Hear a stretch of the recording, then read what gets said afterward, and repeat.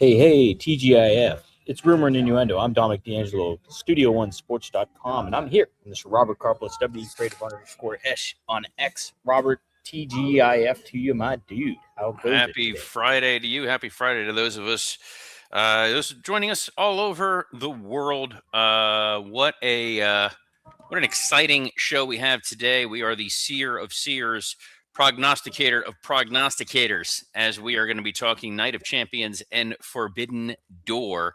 But first, we will be joined by the folks in the chat. We'll say hi to them there. Joseph Wade Walter says, Morning Ruberheads, ready for some Afternoon of Champions, seeing for 15 at my AFC. Better than ESPN, which would have been the only thing I watched. No offense to Peyton's Places. Those are a lot of words. I don't know what any of them means, but yet I just read them. Cammy Star says, after morning all. Dre Owen says, hello, R&I.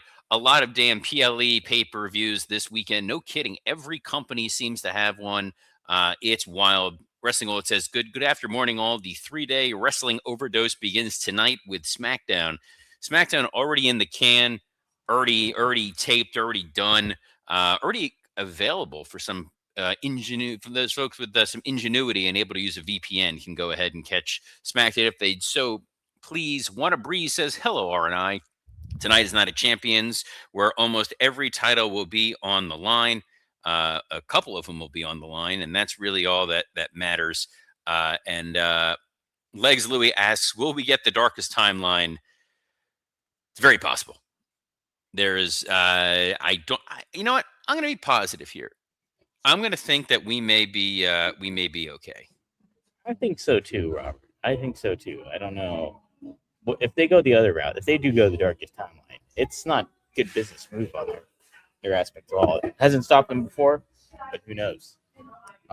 Real quick, Robert, before we preview this, I do want to say RIP to Joe Doring, who passed away. He was in hospice care. Joe Doring was a big presence in TNA a few years ago and stuff like that with Eric Young. And man, I always thought TNA could have put the title on him easy, but he suffered quite a bit with cancer diagnoses and brain tumors and everything like that. He was in hospice care this past week. He passed away today, so I just wanted to say RIP to Joe Doring. Did you get to see some of his work, Robert? I have. I feel like there was a great throwback quality to what he did when he was in the ring. I'm not saying anything particularly revolutionary here. It's really unfortunate that we didn't really, as wrestling fans, get an opportunity to see the full breadth of what that talent could have been over time. I know Tommy Dreamer just posted about the passing as well, and anyone that Tommy speaks highly of and considers a friend is someone that I'm going to feel the same about. So obviously not the ideal way to start this show, but obviously thoughts and prayers go out to Joe's family. Absolutely.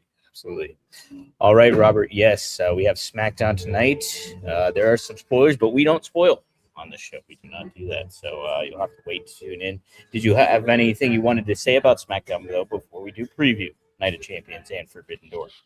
I think that they're moving some pieces forward towards the bigger overarching story that we're going to see for the rest of the summer related to the bloodline. I think there were some developments with Solo and his relationship with the MFTs that felt like it was coming to the head over the last few weeks. So we'll kind of see what winds up happening there, as well as them trying to, do that last minute setting the table, not only for the triple threat match, but the King of the Ring finals as well. Yeah, I'm always intrigued too to see. I think what they're doing with Danhausen's a lot of fun with him, The Miz, Kit Wilson, and now Zack Ryder / Matt Cardona. See how that guy goes too. So that's kind of a little bit of an intrigue to check out as well. So I guess let's do this chronologically. So first up, we'll have to preview Night of Champions, Robert. Want to start off with the big one. Why not do it this way? Obafemi versus Jey Uso. What are your expectations? Worst timeline or Ultimate King Oba? So hard match to predict before predicting the other match, which is the world title match. But at the end of the day, I maintain my standing position, which is Obafemi will defeat Jey Uso for the King of the Ring crown. Afterwards, possibly as recently as soon as the coronation is going on, Brock Lesnar will attack Oba, and we will wind up getting Obafemi Brock Lesnar night 1, Obafemi Roman Reigns night 2.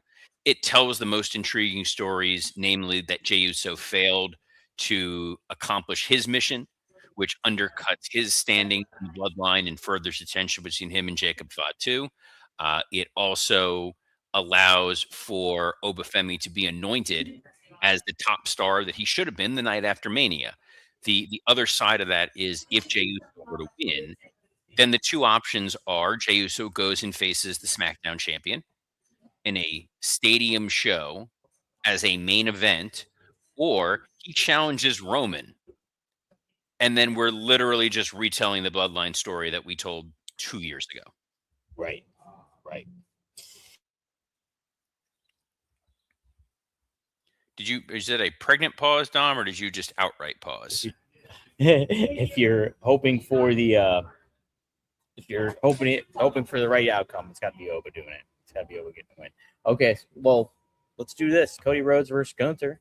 What do you got for this one? Does Cody retain? So again, this is one where there's two sort of paths. Either we're going to get a situation where Cody retains outright. He pins Sammy. Gunther now has gotten cheated out of the title for a third time. And on SmackDown, we get Cody Rhodes coming out for his celebration. And here comes CM Punk. The easy to find, hard to beat. Well, I found you. Let me see if I can beat you. The alternative is Gunther winds up pinning Sami Zayn. He becomes the new WWE champion, and we get to Gunther versus Punk at SummerSlam, and then Sammy finally turning full on heel and attacking Cody, and we get a Cody Sammy upper mid card blood feud match at SummerSlam. What would be the story to tell with Punk coming back going up against Gunther? That's different from their match they had earlier. It's Punk returning and wanting to become a world champion again, and deciding that he is going to face Gunther. I think the problem is Cody and Punk is a big headliney splashy match for SummerSlam. That works Right. for the poster. It makes a lot of sense. The problem is, where does Gunther wind up in that scenario? And is he just going to be left off SummerSlam entirely? There's not a ready-made opponent for Gunther on SmackDown right now that he can go pivot to. You're not going to go do Gunther and Finn Balor. And I think that there's too much time and energy and effort that's been put into establishing Gunther for him to suddenly just vanish. Yeah, no, that's a good point. What do you do with Gunther if he doesn't have something going on? I think Gunther needs to retain I think he needs to regain the title. I think you need to continue this momentum of retiring Goldberg, retiring Cena, retiring AJ, beating Seth at WrestleMania, and now on SmackDown, and he's your champion versus he's now challenged Cody 3 times and he goes 0 for 3. Speaking of this being a triple threat, I did want to double back real quick. What do you think the possibility could be instead at SummerSlam? It's Brock versus Roman versus Brock versus Roman. Brock versus Roman versus Oba at SummerSlam in a triple threat match. I don't think that they want Oba's coronation to come in a triple threat. I think they want a clean one-on-one. He has unseated the tribal chief. I could see them doing it, though. Even though it doesn't make sense to do it that way, I could see them doing it. You know? I don't think I just think that would be a very clunky match, not to mention the fact that when you're in Minnesota, if that audience decides they want to be all in on Brock. Yeah, true. That's a good point. Hey, steel cage match. It's Seth Rollins versus Braun Breaker. We're going to get a coronation of Braun Breaker here, defeat Seth, or what do you think happens here? My guess is we're going to see Bronson Reed return. They're doing this in a cage, so it's an opportunity for Bronson to jump off that cage and hopefully not injure himself this time, and take out Seth Rollins and further this story to some degree.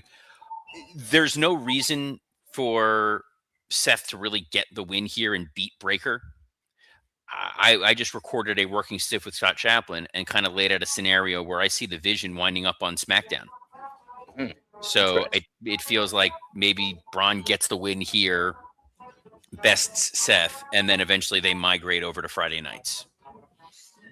It would be a nice little change of pace for sure. Women's United States Championship match. Tiffany Stratton, the champ, she's taking on Jade Cargill.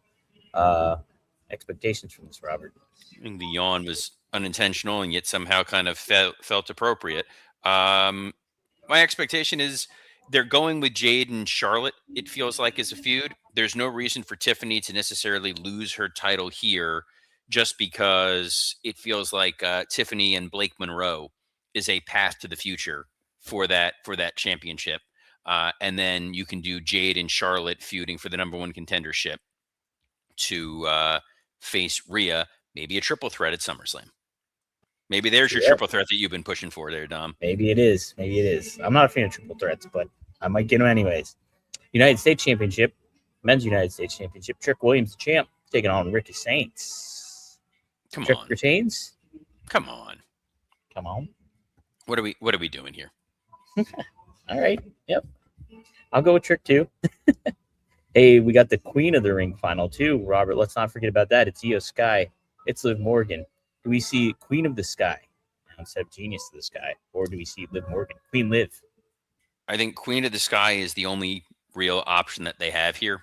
I think that her being left off WrestleMania was a head scratcher, given how productive she was as Women's World Champion over on Raw. Her beating Liv here to then get to the Liv Io rematch at SummerSlam feels like it makes a lot of sense.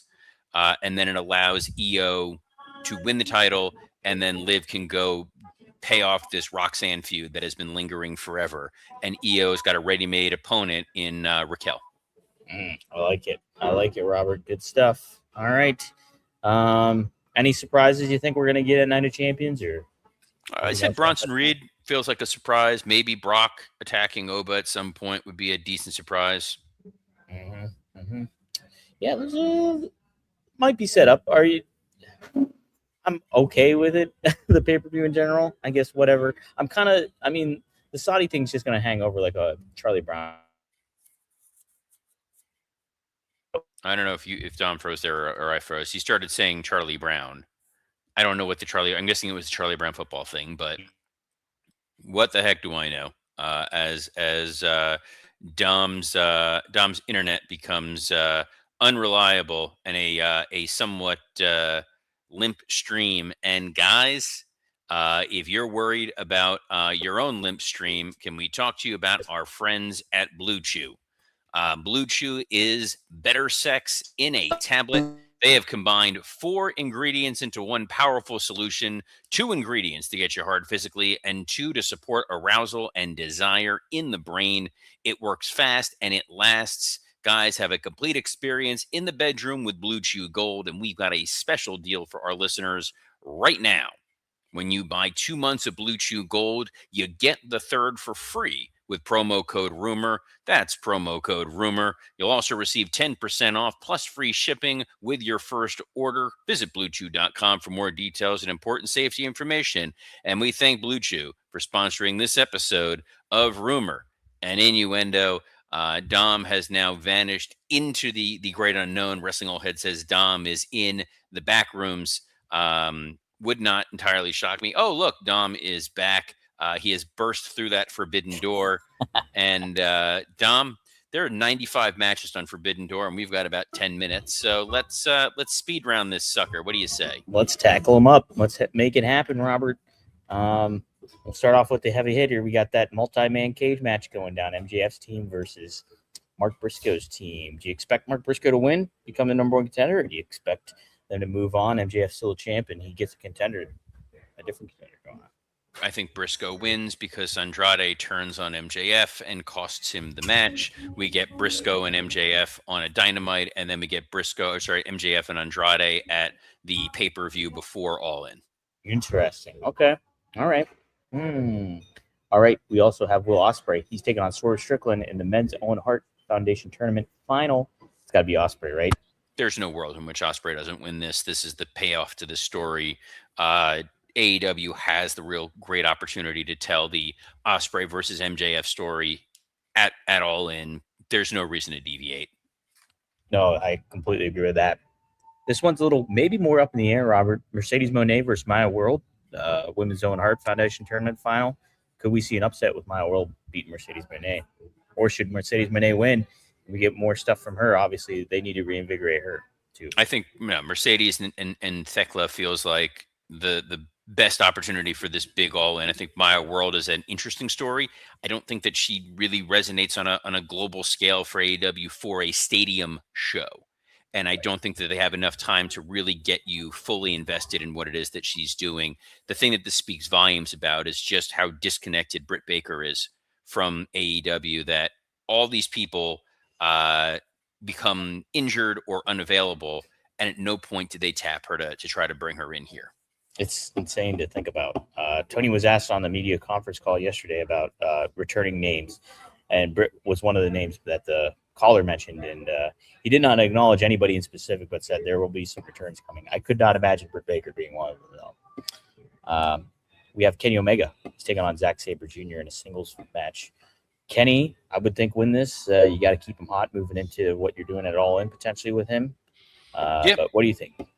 I think, Kenny wins. Zack Sabre Jr. goes back to the island of New Japan and does his thing until he reawakens from his thaw next year for another Forbidden Door. That sounds about right. Should be a fun one. Thekla, she's your AEW Women's World Champion. She will be battling Starlight Kid after her battle with Stardom going down. So Starlight Kid, Tony Khan made note, too, on the media call how big of a fan he is of her. So this is a matchup that's finally going to happen. Thekla retains probably what'll be a really great match, Robert. Maybe the underdog match of the night. I think they've got a lot to prove. I think it'll be a really fun match. I think Thekla she makes the most of her minutes. So I will be excited to see what they're able to produce. And it does have a little bit of that Forbidden Door feel. They're bringing in an outside challenger who's going up against an AEW star, but there's no reason for Thekla to lose, and her going up against Mercedes will feel like a big-time match for All In. Absolutely. Okay, we got Shota Umino. I'm sure I butchered that last name. He's your IWGP Global Heavyweight Champion. He'll be battling Pac. This is another Forbidden Doors type of match. Robert, could we see this title changing hands, or does Umino get the win against Pac? Pac simply exists to have great matches and then lose those great matches. So let the man fulfill his destiny. There we go. All right. Cope and Christian Cage are your AEW World Tag Team Champions. They'll be battling the Dogs. That's David Finlay. That's Clark Connors. Robert, are we going to get a 5-second pose finally from Cope and Christian, or no? We are. It feels like for All In, they're moving towards what'll be a sort of a big time TLC match. So you've got Cope and Christian, you've got the Bucks. I know FTR said they're taking time off for their family. I'm sure they'll be back for that. The possibility of New Day or Motor City Machine Guns showing up, it feels like this is where this is all kind of moving towards. Are New Day able to show up now? Is the 90 days over? I think by next month it will be. If not yet, yeah. Okay. Hey, this is one of the 0 hour shows. I didn't know this was happening. Nope, we're not doing 0 hour. There's a women's tag title match and I literally I'm like, we got 10 minutes. Let's not waste time. All due respect to a Sky Blue match or a AEW women's tag title match. Do you want to preview the Young Bucks for Sky Team versus Unbound Company? That's a trios. It's not on the preview. It's not on the pre-show. It's on the main show. But I think it's a chance for the Bucks to spotlight and show, like, hey, kids, we still got it.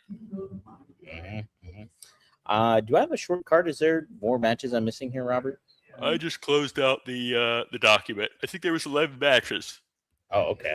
Well, I'm trying to think what else there was. Moxley, isn't he taking on somebody? Yeah, Moxley's taking on Bandito. All right. What do we think about that? If you have the guy who is the sensei for the number one contender for the world title, you're probably not having that guy lose. Yeah, probably not. Take a quick look here, make sure I didn't miss any. No, it looks like we're pretty good, Robert. Hey, real quick, I did break some news yesterday during that Tony Khan conference call. I asked him straight up, what's the situation with Jungle Boy Jack Perry? Tony Khan said he intends to re-sign Jack Perry for a long term, so we'll see how that goes. Well, you can intend in one hand and no, sorry. Great. I hope that they land Jack Perry for years and decades to come, and it is a happy marriage and unity. I had posed this question to Scott Chapman. It's like hearing Cody talk about his desire to go into booking and he may not wrestle for another 10 years, but at least another 5 years. If Tony had to do it all over again, would he have stuck with Kenny and the Bucks, or would he have gone with Cody as the guy, given where everything is kind of shaken up? And I kind of feel like he probably, if he could have done this again, he would have opted to go with Cody. I think so too. Do you think that was going to be like it's either them or us kind of thing, or what do you think? It does kind of feel that way. There's a little bit of that overtones of like, professionally speaking, there were two different ideologies, two different visions of what the company was going to be, and here we are. Boy, what timeline that would have been if I went a different route with Cody, seeing Bucks, Kenny Lee. Time. The timeline is what it is. Time is a flat circle, and the one thing we can definitively say about time is that we are here every Monday through Friday at noon Eastern on a plethora of platforms, including the WWE Creative _ISH X account, the @Dominic D'Angelo X account, the @SE Scoops X account, and on YouTube on Studio One Sports and Podcast Heat. I will be off next week, but Mr. D'Angelo will be here giving you all of your exciting wrestling news. So on behalf of the man who picked the most inopportune time to freeze, Dominic D'Angelo, I'm Robert Karpolis. Best of luck in your future endeavors. A2 bonus episode coming up. Rosemary and Alia interview. That'll be at 1 p.m. today on StudioOneSports.com. Check it out.